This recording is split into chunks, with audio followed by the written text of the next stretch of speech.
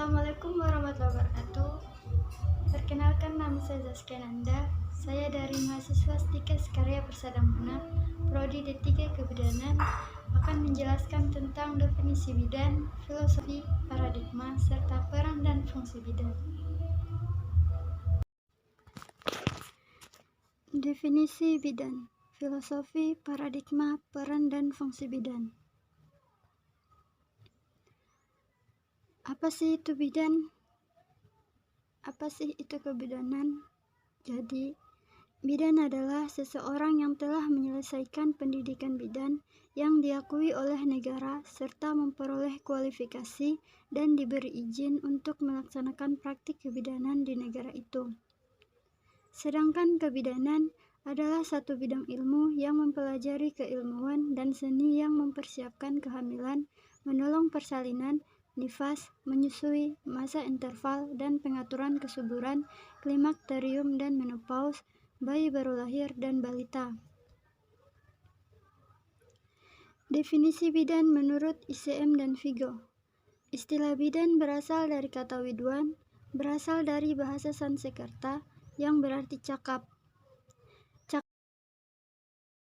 Cakap dari keterampilan, sikap, dan cara bagaimana dia memberikan pelayanan kepada pasiennya. Di samping itu, terdapat istilah membidan, yang artinya mengadakan sedekah bagi penolong persalinan yang minta diri setelah bayi berumur 40 hari.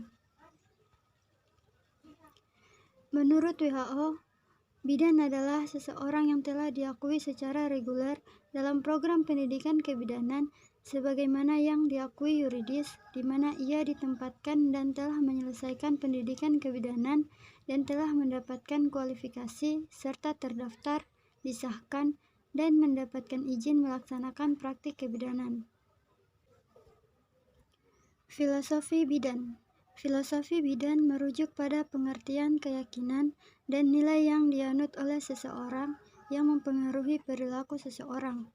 Sehingga filosofi kebidanan dapat diartikan sebagai keyakinan atau cara pandang dan nilai yang dianut oleh seorang bidan dalam memberikan pelayanan kebidanan.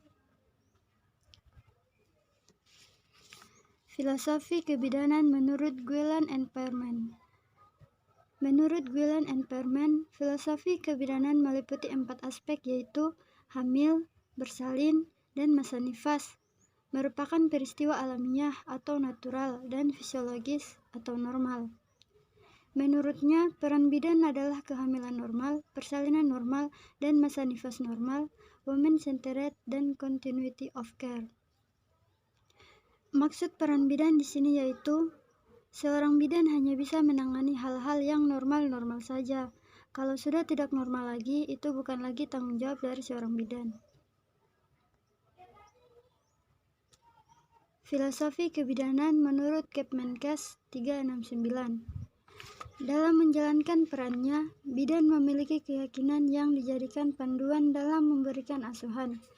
Keyakinan tersebut meliputi keyakinan tentang kehamilan dan persalinan merupakan proses alamiah dan bukan penyakit. Jadi, maksudnya bahwa kehamilan itu bukanlah sebuah penyakit, tetapi itu proses yang alamiah. Keyakinan tentang setiap perempuan adalah pribadi yang unik, mempunyai hak, kebutuhan, keinginan masing-masing. Keyakinan fungsi profesi dan manfaatnya. Fungsi profesi di sini yaitu mengupayakan kesejahteraan ibu dan bayinya. Keyakinan tentang pemberdayaan perempuan dan membuat keputusan. Keyakinan tentang tujuan utama asuhan kebidanan untuk menyelamatkan ibu dan bayi atau mengurangi kesakitan dan kematian. Keyakinan tentang kolaborasi dan kemitraan praktik kebidanan.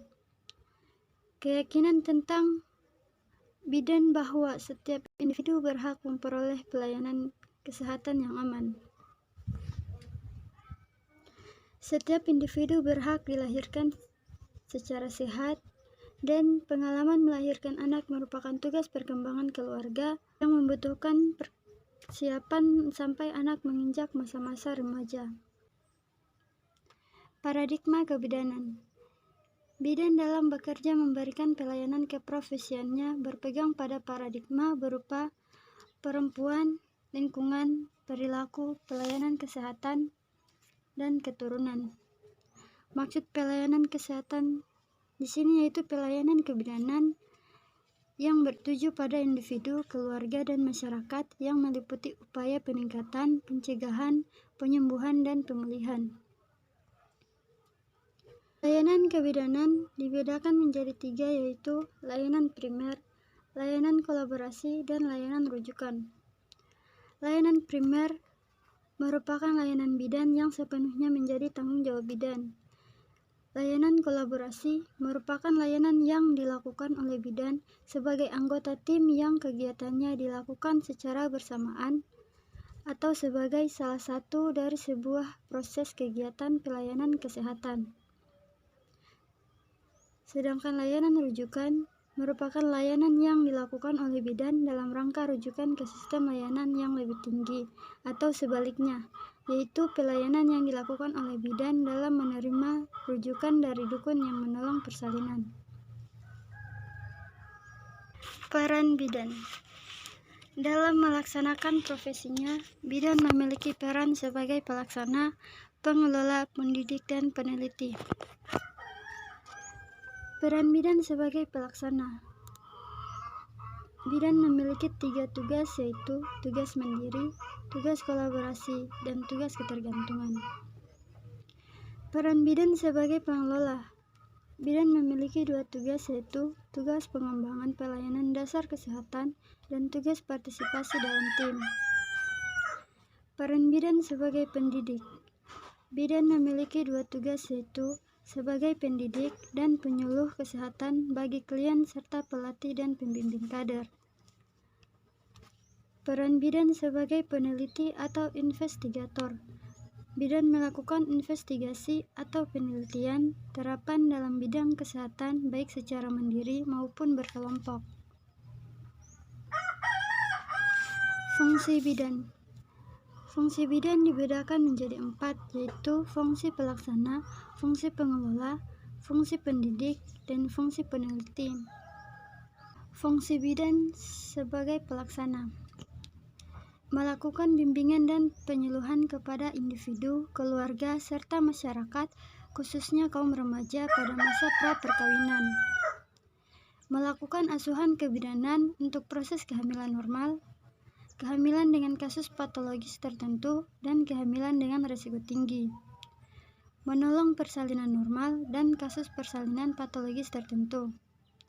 Merawat bayi segera setelah lahir normal dan bayi dengan risiko tinggi. Melakukan asuhan kebidanan pada ibu nifas. Memelihara kesehatan ibu dalam masa menyusui. Melakukan pelayanan kesehatan pada anak, balita, dan prasekolah. Memberi pelayanan keluarga berencana sesuai dengan wewenangnya. Memberi bimbingan dan pelayanan kesehatan untuk kasus gangguan sistem reproduksi termasuk wanita pada masa klimakterium internal dan menopause sesuai dengan wewenangnya. Fungsi pengelola. Untuk bidan sebagai pengelola mencakup hal-hal mengembangkan konsep kegiatan pelayanan kebidanan, menyusun rencana pelayanan kebidanan di lingkungan unit kerjanya, memimpin koordinasi kegiatan pelayanan kebidanan, melakukan kerjasama serta komunikasi inter dan antar sektor yang terkait dengan pelayanan kebidanan, memimpin evaluasi hasil kegiatan tim atau unit pelayanan kebidanan. Untuk bidan sebagai fungsi pendidik mencakup hal-hal memberi penyuluhan kepada individu, keluarga, dan kelompok masyarakat terkait dengan pelayanan kebidanan dalam lingkup kesehatan serta keluarga berencana, membimbing dan melatih dukun bayi serta kader kesehatan sesuai dengan bidang tanggung jawab bidan, memberi bimbingan kepada para bidan dalam kegiatan praktik di klinik dan di masyarakat, mendidik bidan atau tenaga kesehatan lainnya sesuai dengan bidang keahliannya. Fungsi peneliti. Bidan sebagai fungsi peneliti mencakup hal-hal melakukan evaluasi, pengkajian, dan penelitian yang dilakukan sendiri atau berkelompok dalam lingkup pelayanan kebidanan. Melakukan penelitian kesehatan keluarga dan keluarga berencana. Sekian dari saya. Wassalamualaikum warahmatullahi wabarakatuh. Bila ada salah kata, mohon dimaafkan.